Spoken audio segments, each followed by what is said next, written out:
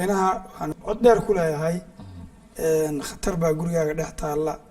adiga khatar kugu ah caruurtaada khatar ku ah hantidaada khatar ku ah waxayna leedahay shuruuc bay leedahay curfi bay leedahay waa laga yaabaa inaadan adigu aqoonin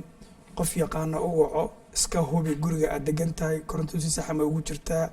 qalabka aad isticmaalaysaa qalab sax ma yahay fiilooyin guriga ku jira fiilooyin sax ma yihiin qalabka aad soo gadatay laftigiisu qalab sax ma yahay aad waxaan dadweynaha ugula talinayaa oo ku celcelinayaa in ay bahashaasi waa khataristaan horena u iri mana oran kartaan mana arki kartaan mana maqli kartaan sida kaliya lagu ogaan karaa waa in la taabto haddii la taabtana waa lagu dhimanaya ama waa dhaawac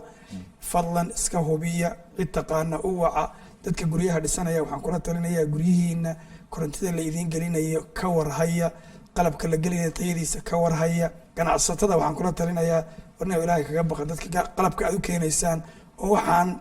laga quustay ee aan dalalka kasoo saaray dalkooda ma ogola in laga isticmaalo ma ogola wax ninkii soo saaray uu diiday dalkiisa u isticmaalo dalkeena keenina ka daaya